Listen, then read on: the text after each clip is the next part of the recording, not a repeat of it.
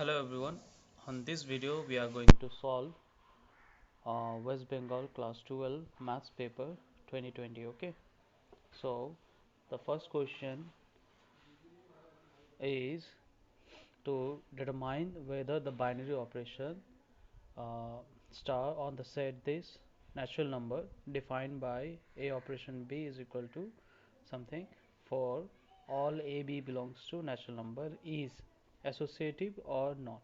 So simply इसमें associative है या नहीं बाइनरी ऑपरेशन वो प्रूफ करना है, ठीक है ना। तो यहाँ पे किया है मैंने, तो इसको दिखा दे रहा हूँ और समझा दे रहा हूँ किस तरह से हुआ। सो एसोसिएटिव के लिए मैंने यहाँ पे लिखा है given that A operation B is equal to जो भी था for all A B belongs to natural number.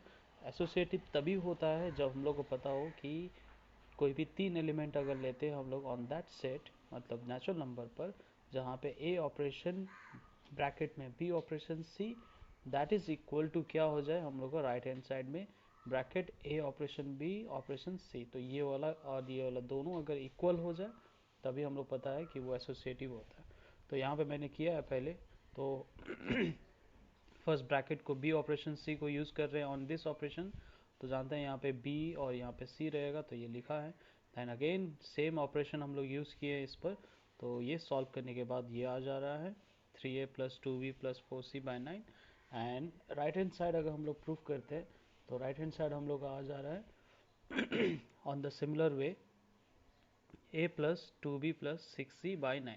तो देख रहे हैं दोनों ऑब्वियसली सेम है नहीं, दोनों सेम नहीं है, तो इसका मतलब clearly a operation b operation c is not equal to this one, hence ये जो बाइनरी ऑपरेशन है ये एसोसिएटिव नहीं है, ठीक है।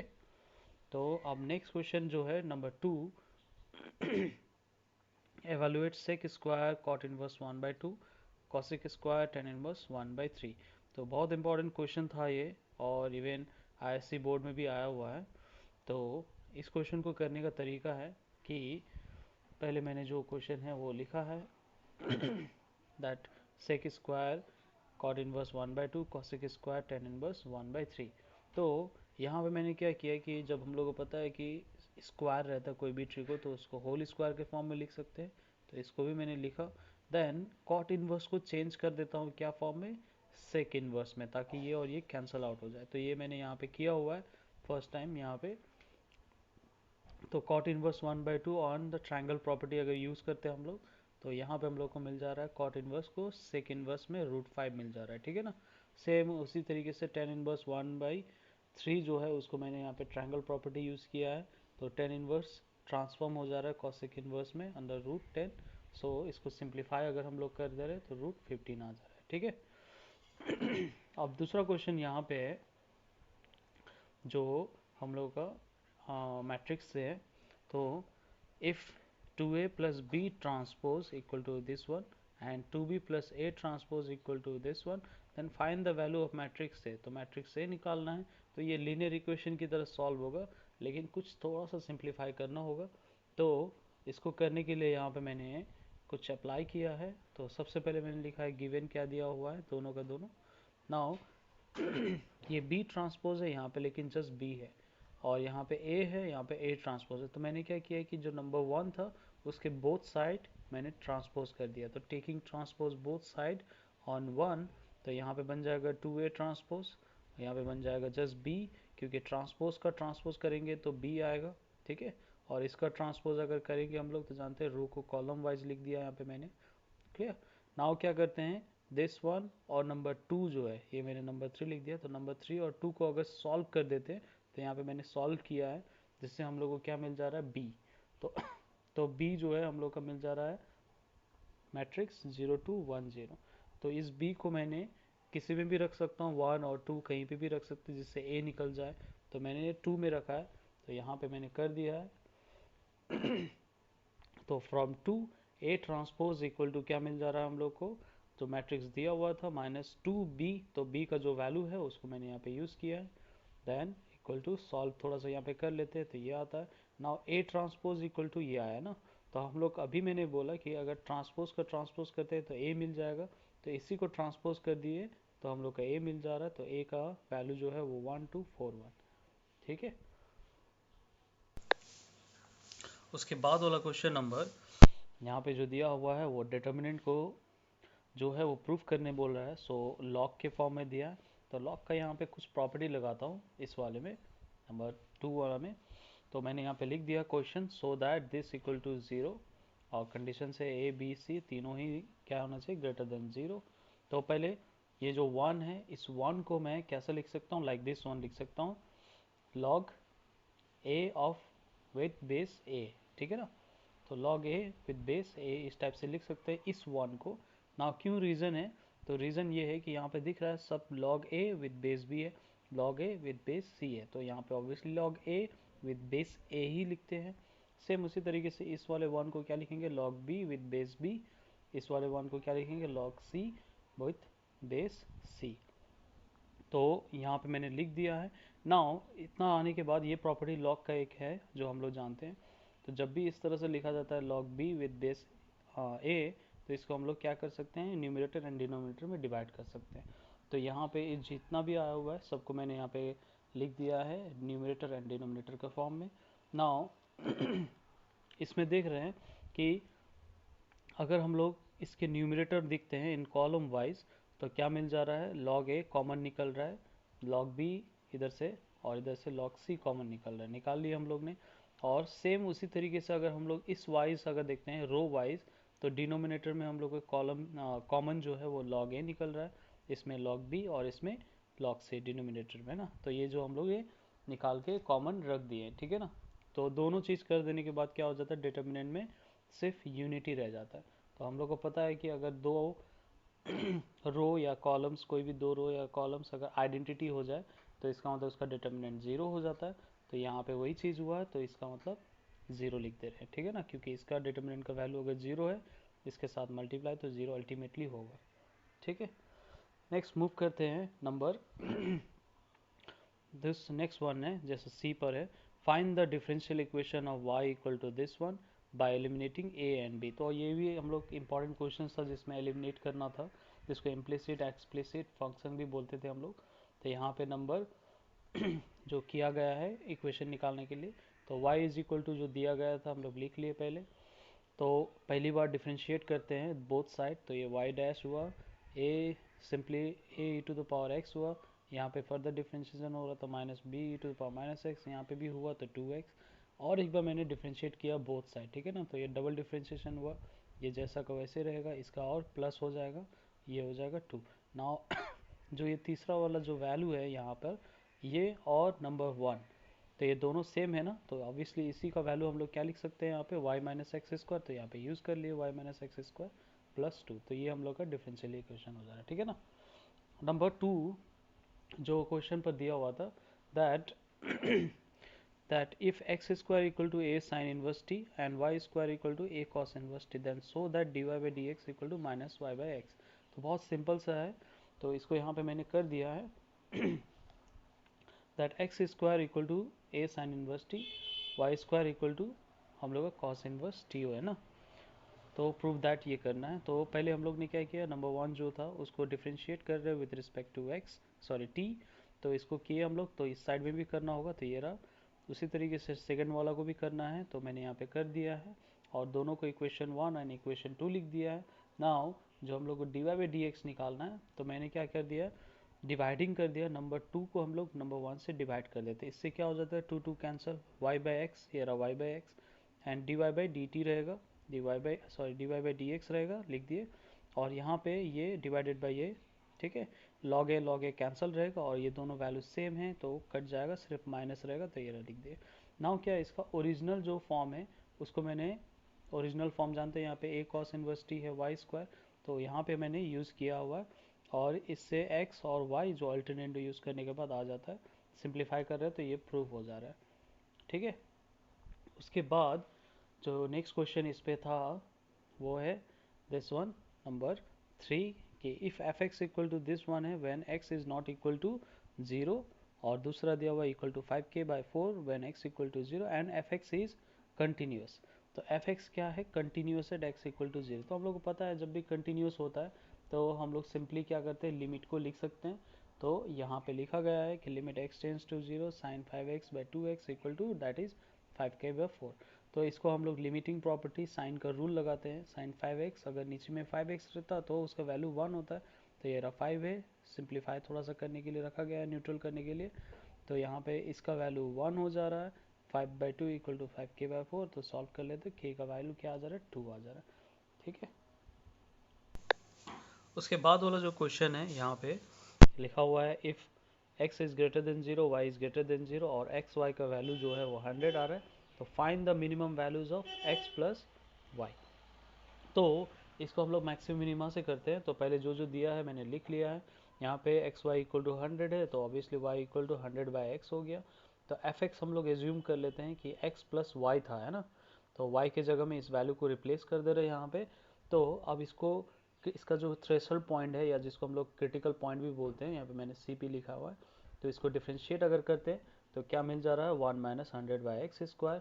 तो इससे क्रिटिकल पॉइंट निकल जा रहा है क्या हम लोग का, x का वैल्यू +-10। तो इसको अब चेक करते हैं हम लोग वेदर कि प्लस वाला 10 या माइनस वाला 10 मिनिमम है या मैक्सिमम है।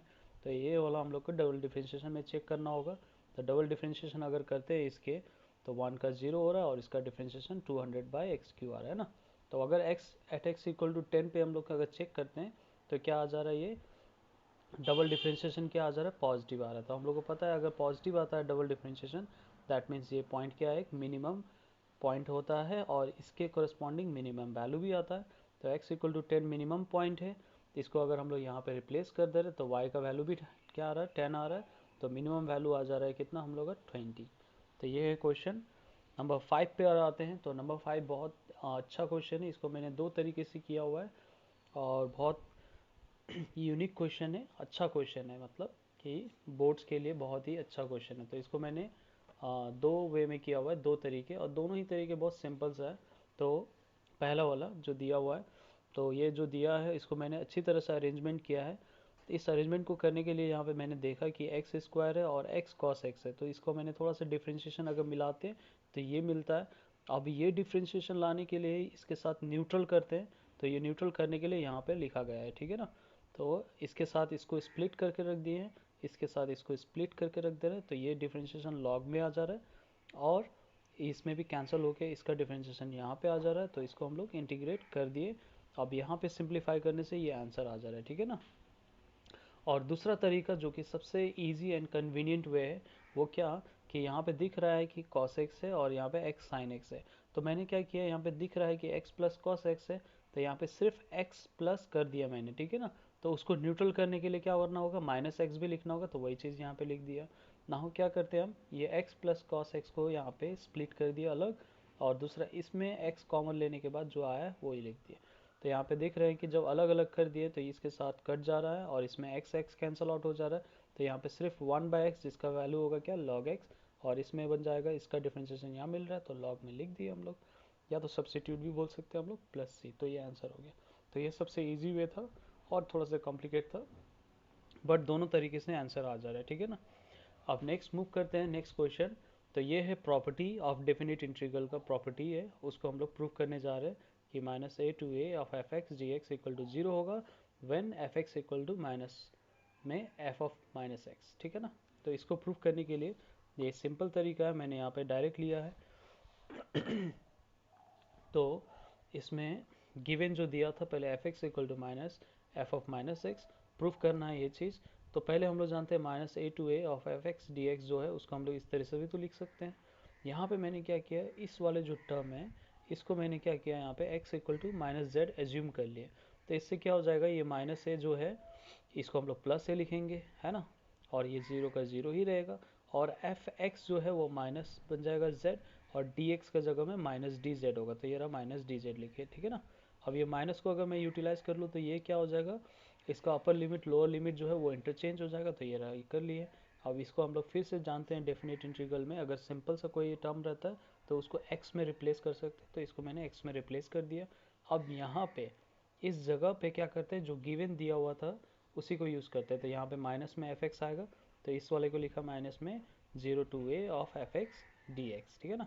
तो इसका जो वैल्यू आ रहा है वो माइनस में 0 to a f(x) dx, तो इसका मतलब माइनस में अगर ये आया तो इसके साथ सेम चीज़ हो जा रहा है, तो कैंसिल होके 0 आ जा रहा है। तो इस तरीके से ये प्रूव हो जा रहा है। ठीक है। सो नेक्स्ट क्वेश्चन आ रहा है इस पे, जो डी नंबर है। तो यहाँ पे बोला जा रहा है कि find a vector of magnitude 14 in the directions of the vector this one. तो बहुत ही इजी क्वेश्चन है, बहुत सिंपल क्वेश्चन है। तो इसमें क्या करते हैं पहले, जैसे यहाँ पे मैंने लिखा है कि गिवन ए वेक्टर्स मान ले रहे हैं, ये जो दिया गया है, तो इसका यूनिट वेक्टर निकालते हैं। यूनिट वेक्टर का फॉर्मूला पता होना चाहिए। तो unit vector equal to A vector by mod of A. तो ये सिंप्लीफाई करके निकाल लिए। अब हम लोग को चाहिए क्या, मैग्नीट्यूड 14 का होना चाहिए। तो 14 सिंपली इस वाला वेक्टर के साथ मल्टीप्लाई करते हैं। तो 14 मल्टीप्लाई करेंगे तो ये सिंप्लीफाई करके क्या आ जा रहा है हम लोग को, जो रिक्वायर्ड जो हम लोग का जो मैग्नीट्यूड 14 वाले वेक्टर है वो ये आ जा रहा है। ठीक है, तो इस तरीके से ये निकालें। उसके बाद जो क्वेश्चन है, that find the direction question of a straight line which is situated on Y Z plane पे है, और क्या कर रहे हैं, an incline an angle of 60 degree with the positive direction of Z axis. तो बहुत ही सिंपल क्वेश्चन है, इसको यहाँ पे अच्छी तरह से बनाया गया है। तो ये रहा एक्स एक्सिस और वाई एक्सिस, तो और ये जेड एक्सिस। तो हम लोग को पता है कि स्ट्रेट लाइन कहाँ पे है, वाई जेड प्लेन पे है बोल रहा है, और जेड के साथ कितना बना रहा है एंगल, ये 60 डिग्री। तो जाहिर सी बात है उधर वाला जो एंगल बनेगा, जो क्या बोल रहे हैं, एक्स एक्सिस के साथ और वाई एक्सिस के साथ बनेगा वो 30 डिग्री। और ये लाइन क्योंकि ये वाई जेड प्लेन में है तो एक्स एक्सिस के साथ 90 डिग्री एंगल बनेगा। ठीक है ना। तो इस वाले को पूरा लिख दिए हैं, और यहाँ पे जानते हैं इसका डायरेक्शन को साइन जो होगा वो लिख दिए हम, कॉस 90 कॉस, क्योंकि एक्स के साथ बन रहा है 90 का, वाई के साथ 30 डिग्री का, और जेड के साथ 60 डिग्री का। सिंप्लीफाई कर रहे हैं तो ये आंसर आ रहा है। ठीक है ना। उसके बाद जो क्वेश्चन है वो प्रोबेबिलिटी से आया था। तो प्रोबेबिलिटी के लिए दिया था P A P B and P A minus B equal to 1/6, verify whether A and B are two independent event और नॉट। तो इंडिपेंडेंट हम लोग को पता है कि क्या, कि ए इंटरसेक्शन बी अगर आता है, P A intersection B that is equal to P A into P B होना चाहिए। तो तो इसको यहाँ पे दिया हुआ है, ये दिया हुआ है, और इसका तो ये चीज़ को फॉर्मूला में मैंने थोड़ा यूज़ किया है। तो P A minus A intersection B होता है दैट इज इक्वल टू, तो यहाँ पे पी ए इंटरसेक्शन बी आ जा रहा है हम लोग को 1/12। तो ए इंटरसेक्शन बी जो है 1/12 आ रहा है। तो दोनों का मल्टीप्लाई भी अगर 1/12 आ रहा है, तो इसका मतलब ये दोनों क्या है, इंडिपेंडेंट इवेंट्स हो रहा है। ठीक है ना। उसके बाद जो है वो भी प्रोबेबिलिटी का क्वेश्चन है। The mean and the variance of the binomial distribution जो है वो कितना दिया है, मीन है 4 और वेरिएंस है 3.2। तो find the value of N N P. तो प्रोबेबिलिटी डिस्ट्रीब्यूशन जो हम लोग जानते हैं बाइनोमियल का, वो यूज़ किया गया है यहाँ पे। तो पहले मीन इक्वल टू 4 दिया है, तो मीन का फॉर्मूला हम लोग को पता है एन पी इक्वल टू 4 होता है। और वेरिएंस का जो है 3.2 दिया है, और वेरिएंस का फॉर्मूला होता है एन पी 1 - पी। ठीक है ना। तो इसमें से हम लोग क्या करते हैं, एन पी का वैल्यू यूज़ कर लिए 4, तो यहाँ से पी का वैल्यू आ जा रहा है 0.2। तो ये पी का वैल्यू हम लोग यहाँ पे यूज़ कर सकते हैं। तो पी का वैल्यू अगर यूज़ कर रहे हैं तो एन का वैल्यू कितना आ जा रहा है 20। तो इसका मतलब पी है 0.2 और एन जो है वो 20। तो इस तरीके से ये आंसर हो जा रहा है। उसके बाद जो है वो फिर से अगेन क्या दिया, बाइनरी ऑपरेशन के दिया। तो बहुत ही इजी बाइनरी ऑपरेशन दिया हुआ है। सो इसको प्रूफ करना, और यहाँ पे जो है मैंने सॉल्व करके दिया है, तो आप लोग देख लो, बहुत ही इजी है, समझ जाएंगे इसमें। तो यहाँ पे दिया हुआ है, बस इसमें समझना है कि जो आइडेंटिटी एलिमेंट है दैट मीन्स ए ऑपरेशन, जो आइडेंटिटी होता है हमेशा ए बताता है, और उसी से आइडेंटिटी मिल जाता है हम लोग को। और जब इन्वर्स निकालना रहे तो हम लोग जानते हैं कि कोई भी अगर ए और बी लेते हैं ऑपरेशन में रखते हैं तो हमेशा आइडेंटिटी आना चाहिए, तभी वो क्या होता है, इन्वर्स बन पाता है उसी का। ठीक है ना। तो इससे हम लोग को मिल जा रहा है बी इक्वल टू 4 - 4 - एक इन्वर्स हो रहा है। ठीक है। उसके बाद का जो क्वेश्चन था वो इन्वर्स से था। तो ट्रिग्नोमेट्रिक इन्वर्स, तो so that sine inverse cos inverse plus tan inverse equal to pi. तो यहाँ पे सिंपली मैंने क्या किया है कि साइन इन्वर्स है उसको टेन में चेंज कर दिया with the help of triangle property. Cos का भी हम लोग ने टेन में चेंज कर लिया with the help of triangle, और ये ऑलरेडी दिया था। तो यहाँ पे हम लोग देख रहे हैं कि ये जो है ये और ये दोनों, अगर दोनों का मल्टीप्लाई अगर हम लोग का ग्रेटर देन क्या आ जा रहा है, 1 आ जाता है, तो जो कि आ रहा है यहाँ पे ग्रेटर देन 1। तो सिंपली इसको हम लोग लिख सकते हैं pi plus tan inverse X plus Y by 1 - XY। ठीक है ना। तो वही प्रॉपर्टी यहाँ पे यूज़ किया है। इसको सिंप्लीफाई करने के बाद ही हम लोग को क्या मिल जा रहा है, पाई मिल जा रहा है। तो बहुत सिंपल सा क्वेश्चन था। उसके बाद क्वेश्चन था that if A B and C matrices दिया हुआ है, calculate A C B C and ये चीज़। तो ये बहुत सिंपल सा था, इसलिए मैंने इसको किया नहीं है। और उसके बाद जो और वाला था उसी को मैंने थोड़ा सा कर दिया है। तो इसको मैथमेटिकल इंडक्शन से हम लोग प्रूव कर सकते हैं। मैथमेटिकल इंडक्शन जो क्लास 11 में भी था, तो उसके तरीके से भी प्रूव कर सकते हैं। तो यहाँ पे मैंने कर दिया है, आप लोग देख सकते हो इसको, ठीक है। तो मैथमेटिकल इंडक्शन में जानते हैं पहले n=1 में हम लोग पहले चेक कर लेते हैं प्रूव होता है, ट्रू होता है या नहीं। फिर एजम्पशन करते हैं n=k के लिए, फिर प्रूफ करते हैं हम लोग क्या, जनरलाइजेशंस करते हैं फॉर n=k+1। तो यहाँ पे इस तरीके से पूरा प्रूव हो रहा है, ठीक है। उसके बाद डिटर्मिनेंट का क्वेश्चन था, जो बहुत ही सिंपल सा भी था और इजी भी था। यहाँ पे दिया हुआ है एक्स वाई जेड आर तीनों क्या है, डिफरेंट है, और this determinant equal to zero, then so that 1 + x y z = 0। कभी कभी क्वेश्चन में क्या लिखा रहता है, X Y Z equal to -1, ये प्रूव करके दिखाना है। तो दोनों एक ही मतलब है। तो यहाँ पे हम लोग क्या किया है कि पहले इस डिटर्मिनेंट को लिखा है मैंने। तो यहाँ पे प्रॉपर्टी यूज़ किया गया है, क्योंकि अगर कोई भी एक कॉलम या कोई भी एक रो में अगर हम लोग को क्या मिल जाए, एक सम मिल रहा है, तो उसको हम लोग एक्सप्रेस कर सकते हैं दो अलग अलग डिटर्मिनेंट्स में। तो वही किया है यहाँ पे। सिंप्लीफाई करने के बाद जो हम लोग को डिटर्मिनेंट जो है वो मिल जा रहा है x-y, y-z, z-x, और देन ये भी मिल रहा है ना। तो यहाँ पे जानते हैं कि क्वेश्चन ऑलरेडी बोल चुका था कि x y z तीनों ही डिफरेंट है, तो इसका मतलब ये चीज़ है, तो ये हो ही नहीं सकता, तो सिर्फ यही इक्वल टू ज़ीरो रहेगा। तो ये प्रूफ भी हो रहा है, या हम लोग x y के उसके बाद वाला जो क्वेश्चन है, that so that this is equal to 1 - x की होल स्क्वायर, ये भी बहुत इजी क्वेश्चन था। तो इसको यहाँ पे किया गया है, ज़्यादा स्टेप भी नहीं लिया है। तो सबसे पहले देख रहे हैं कि अगर हम लोग क्या करते हैं, कॉलम वाइज ऐड करते हैं, तो ये हम लोग को सेम मिल जा रहा है। इसको वो हम लोग क्या करते हैं, कॉमन निकाल ले रहे हैं। तो जैसे 1 आ जाता है, तो जानते हैं कि ज़ीरो करना बहुत ईजी रह जाता है। तो मैंने ये रो 3 को रो 1 के साथ माइनस किया है, रो 2 को यहाँ पे लिख दिया है, रो 1 के साथ माइनस किया है। तो ये इस तरह से आ रहा है। इसमें कॉमन है 1 - x, इसमें भी कॉमन है 1 - x। तो 1 - x का होल स्क्वायर कॉमन है, और साथ में ये भी रहेगा। अब ये 1 के रिस्पेक्ट में मैंने क्या कर दिया, एक्सपैंड कर दिया, तो ये चीज़ आ गया। तो 1 - होल स्क्वायर, और ये भी होल स्क्वायर है। तो जानते हैं कि ये जो फार्मूला होता है a³ - b³ का, दैट इज इक्वल टू क्या होता है, a - b a² + ab + b² होता है। तो ये जो फार्मूला है, इसमें यूटिलाइज करने के बाद 1 - x³ लिख दिए, और उसका होल स्क्वायर इस तरह से प्रूव हो जा रहा है, ठीक है। तो मेरे चैनल को सब्सक्राइब कर लीजिएगा, क्योंकि इसी टाइप का क्वेश्चंस मैं सॉल्व करके भेजते रहूँगा, हर बोर्ड का, सभी बोर्डों का, चाहे वो क्लास 11 का स्टैंडर्ड, कोई भी स्टैंडर्ड हो, 10, 11, 12, इवन जेई, वेब जी, सभी का मैं क्या करता हूँ, कुछ क्वेश्चंस जो है वो मैं सॉल्व करते हुए भेजूँगा। तो चैनल को सब्सक्राइब करते रहिए, ठीक है ना। ओके।